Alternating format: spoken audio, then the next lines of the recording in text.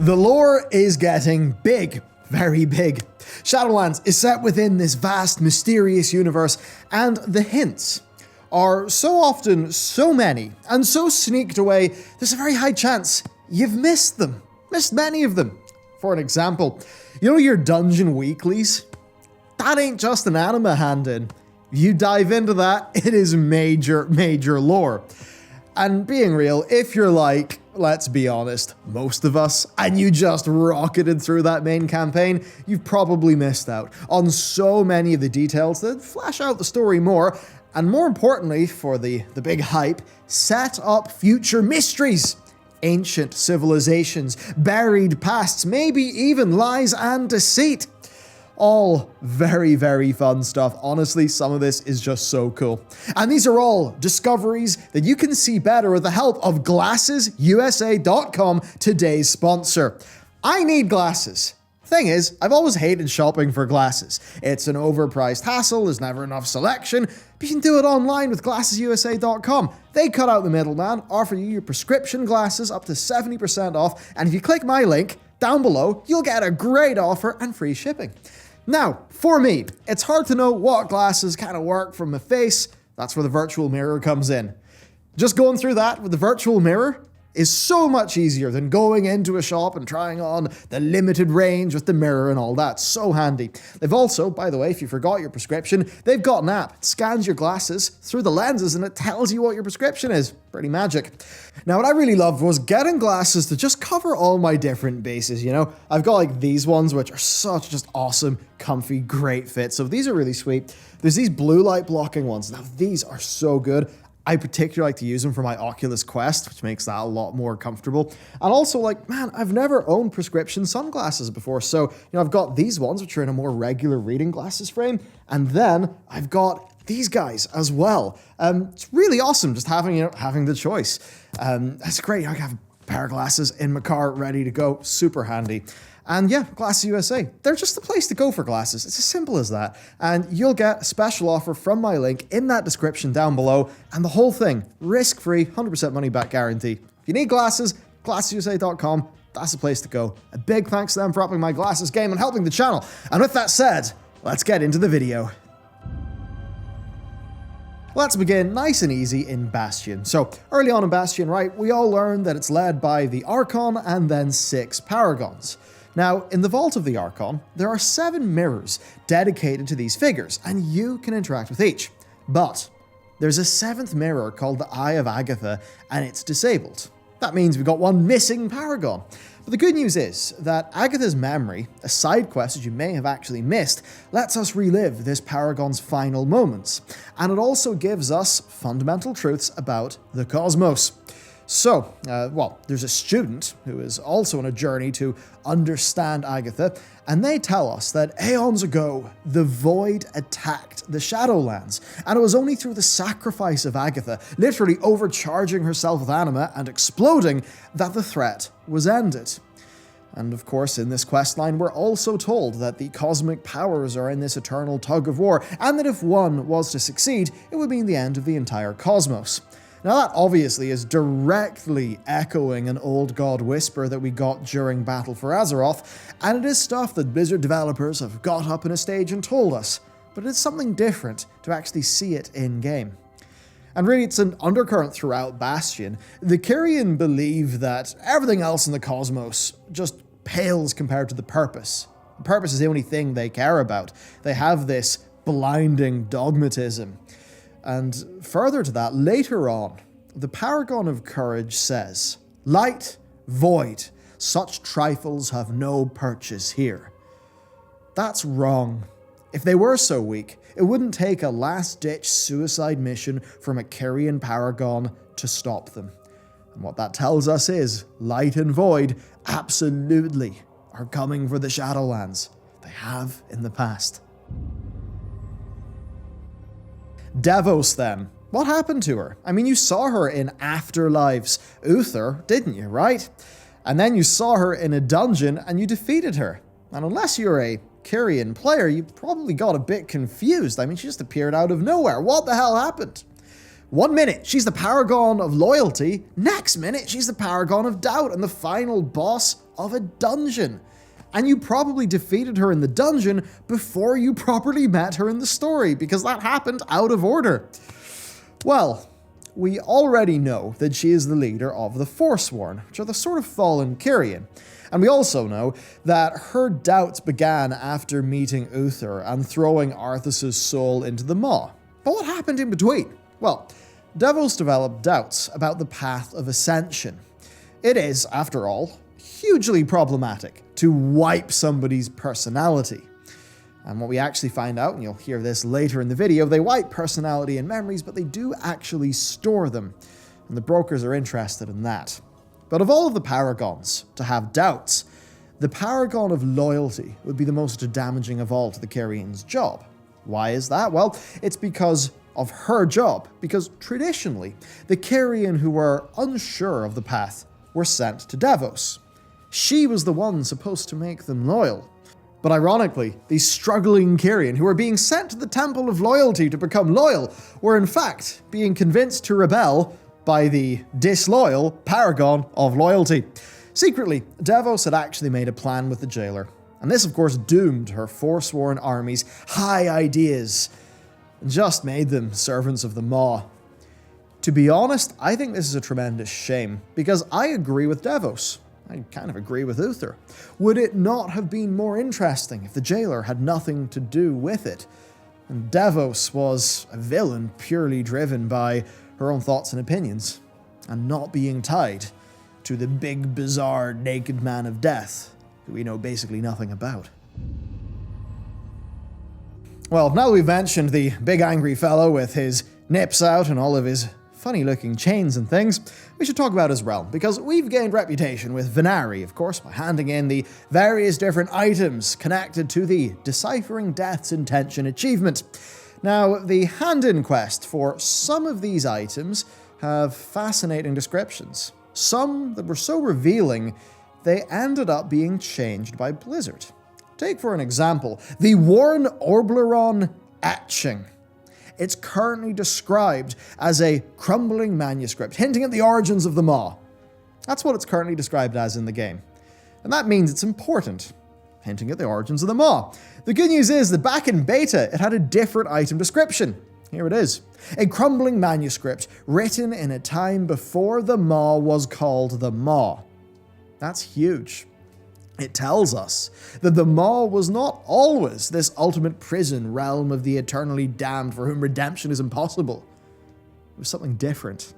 And the idea that the Maw, in fact, changed is reflected in the Wailing Coin item, because that item actually hints that it was used as a currency in the Maw. And that leads us to believe that there was, in fact, a civilization flourishing there. And this perhaps hints at what the word Oberon means. Could it be a name? Could it be a reference to a civilization? Could it be a reference to the name the Maw once held, when it indeed had a different purpose in the Shadowlands? The most damning piece of evidence, in fact, comes from somebody we just talked about, Devos, the Paragon of Doubt. She claimed that the Pantheon of Death, in fact, betrayed the jailer and usurped his power so that they could form their own realms. Perhaps like a cosmic game of civilization. How much you trust Devos, an antagonist, is up to yourself. But still, there is undoubtedly an undercurrent of evidence pointing towards the Maw being transformed into hell, meaning that it was not always hell, meaning that some horrid transformation happened to it, and that was probably orchestrated by characters who we now consider to be allies. And this throws up a huge question. What was the Maw originally supposed to be? And what was Zovaal originally supposed to do? The Theatre of Pain is the central fixture of Maldraxxus. It's where the Necrolords train against the worst of the cosmos, and they get these tough opponents through contracts with the brokers. One opponent is a Naru Tior. We know nothing about them, but you really can appreciate the broker's ability to find quality combatants. And you've likely seen their camp that flanks the theatre. You might be wondering what these brokers are up to. Well, you can begin working for the brokers And if you do, in a side quest that most of you probably skipped, as I did originally, you're actually sent around the cosmos to find combatants. And one such place they send you to is known as the Shattered Grove. And this map is a reuse of the Legion invasion world, Orinor. Yeah, they send you off into space. Now this Shattered Grove could be maybe a part of Ardenweald chewed off by the Gorm and cast into some bizarre void. It could be a lost world in the cosmos. It could be another realm of the Shadowlands. It's anywhere in Warcraft space-time. It does use the Shadow Moon Valley tile set, so I suppose something that's pretty unique feeling for the Shadowlands, and continuing proof of the Broker's vast cosmic capabilities. Staying on the topic of Maldraxxus and Brokers, every Broker quest chain is a transaction. We get something, but of course they always do tend to come out better. And during the quest chain archival protection, we help one of these Brokers break into the Sepulchre of Knowledge. This is a huge structure in Maldraxxus that contains all of the collected military knowledge of that realm. And remember, the Primus is essentially considered to be the greatest master of war that exists. Somebody who has, for an eternity, studied the martial arts.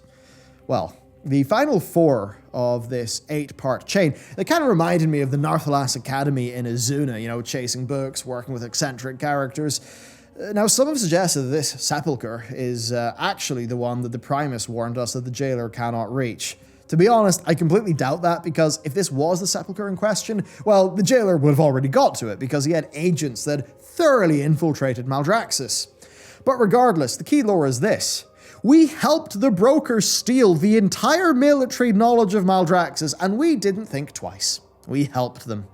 So, that's even more knowledge the Brokers have got from us. To round out Maldraxxus, a fun little tidbit, where the Necrolords do in fact have public health policy that is canon. To that end, near the entrance of Plaguefall is Pandemis, who asks us to wash our hands and wear a mask. He'll even give you a Plague Doctor's mask. Not that any of this stuff will help your Plaguefall runs be a bit more clean. Next in our journey is Ardenweald, and something you will have noticed in Ardenweald is the Drust invasion. And to be honest, it probably went over your head, because most people went to Ardenweald and they thought, the pacing has fallen apart, and I'm just dealing with a bunch of Gorn, and Gris, and Animacones, and stuff I don't really understand. Who are these Drust people? What's going on? Maybe you were a Horde player, you didn't do the Drustvar leveling in BFA. You might be mighty confused. Well, here's what you need to know. The Drust are from a part of the Emerald Nightmare named Thros. Now, beginning with the quest Fate of Arelon, we in fact learn that the Anima Drought has led to the Gorms, those bizarre sort of bug boys, to start eating the earth of Ardenweald. And this has been causing sections of the zone to break off and disappear, float away into the nothingness, which is not good. So, whenever Blackthorn Grove became threatened by Gorm predation, its leader turned to a mysterious stone that held great power. But sadly, this stone was transported to Ardenweald via the Emerald Nightmare. Who did that, we must wonder. Now, using this stone opened a portal for the Drust, led by Gorek Zar, to invade. So that's how they got here. They came in from Thros because of this stone. So you do have to wonder what was going on here. And let's just say there's a part 2 to this, and it's in this video. Because you might have been thinking to yourself, the Ardenweald story, what a weird B-plot, Ardenweald felt a bit less connected to the core, oh dear, Sylvanas and the Jailer are going to destroy everything. And that does make us all think that if the Venthyr and Revendreth was the focus of the current raid tier, that soon enough we might have something with Ardenweald. And to fully understand why, and why this Drust connection may be here, we have to talk about the heart of the forest. Well, if you're anything other than a Night Fae, this may have again completely went over your head. So the Jailer was put in the Maw, and then the Maw was made inescapable.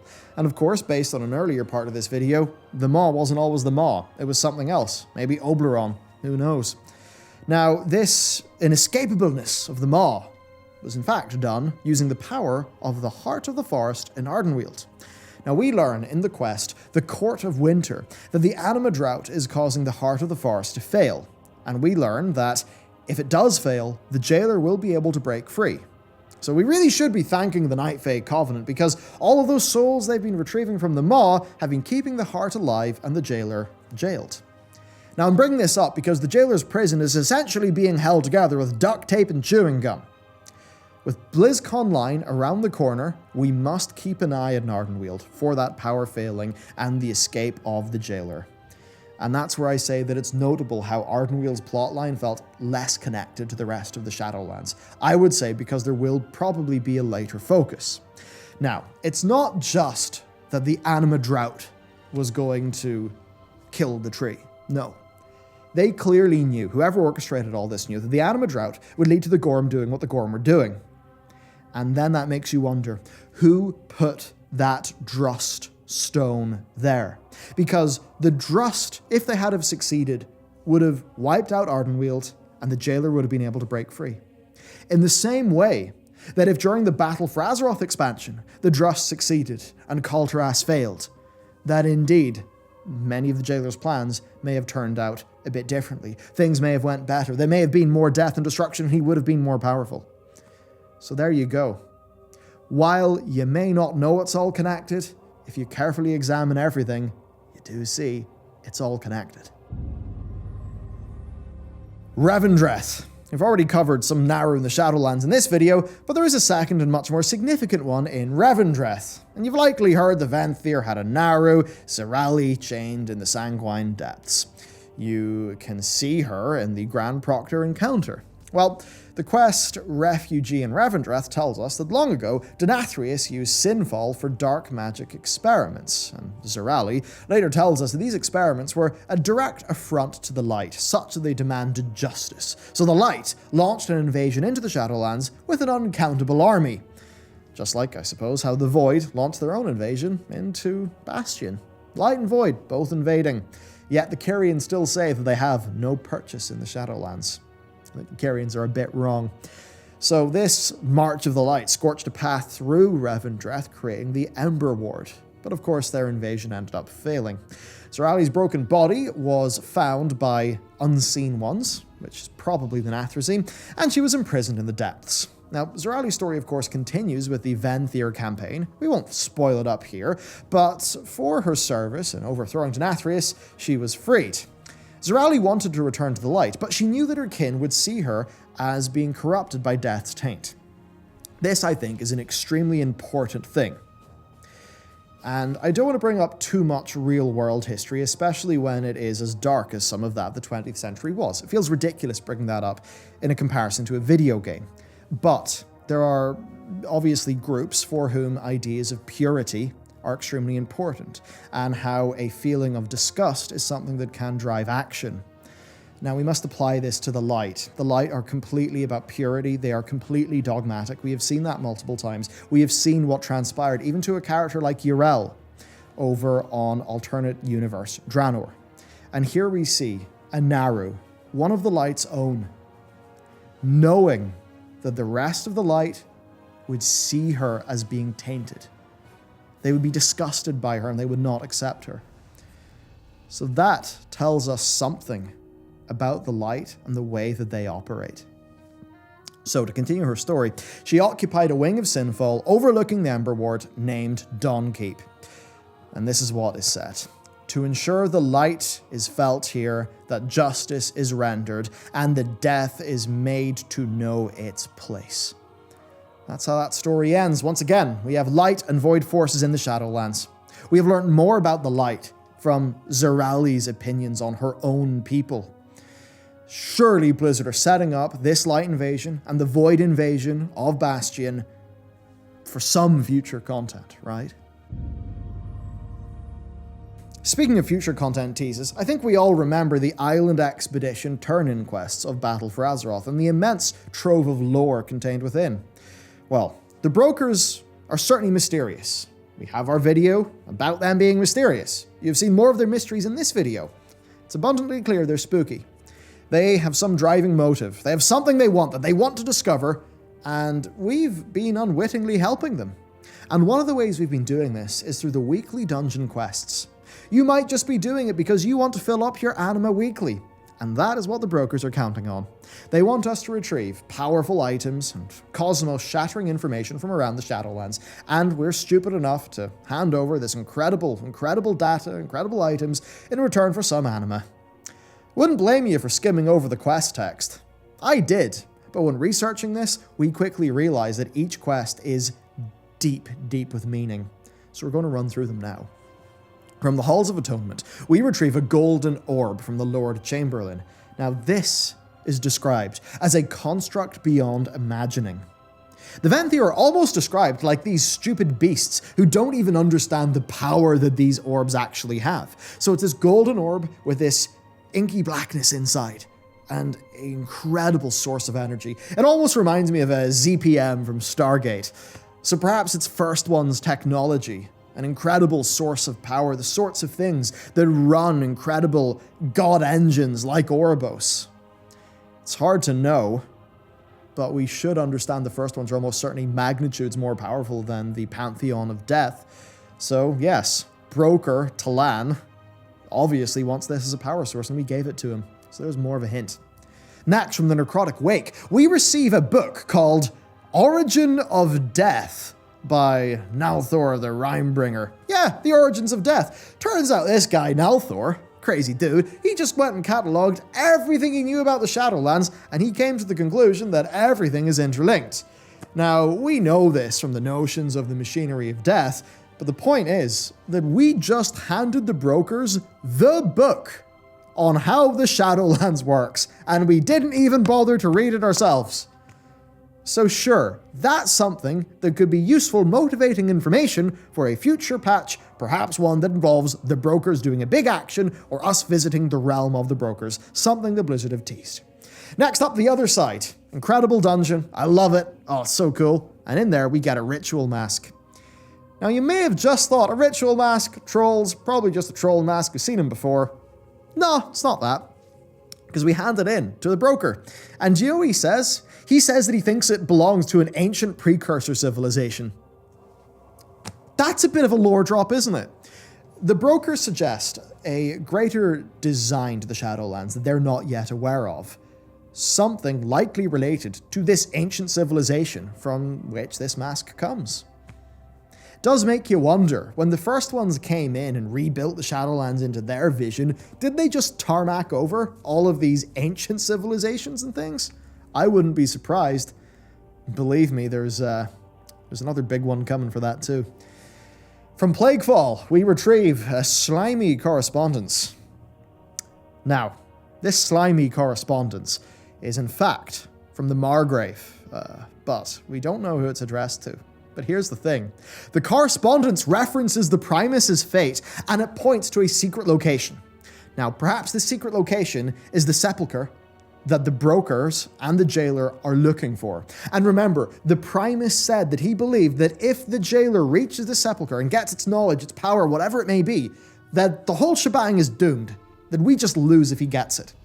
And here is this book that references the Primus and his fate and mentions this spooky, mysterious location. We didn't even bother to read it. We just gave it to the brokers. And the broker, Talan, when we handed it in, tells us this. This may be more valuable than you know for the fate of the Shadowlands. So I think we might be getting an answer to that mystery soon. Next, from the Spire of Ascension, we learn that when the Kyrians have their personalities wiped, their memories are stored in glass orbs and placed in the Temple of Wisdom. Do you know what that Temple of Wisdom is? It's the collective knowledge of every single being that became a Kyrian. That essentially means the entire living memory of the cosmos is just locked up in that building. And when we defeat Devos, she has one of these glass orbs on her person. It's incredibly old, and it's actually faded. Now, because Devos is beginning to doubt the purpose, it's hard to know what this could be. Could this orb actually be her own memories and her own personality? And that, in fact, her wish to reintegrate with who she used to be is the thing that made her fall, that made her start to doubt the Kyrian way. It could be that, or it could be the memory glass of some other ancient and important character. But whatever it is, the Kyrians have basically got the answers to everything, and they obviously aren't telling. For broker lore, the Sanguine Depths has maybe the most interesting quest item. In General Kal's long history, she has killed many enemies, and she takes their heads, or whatever from them, as trophies.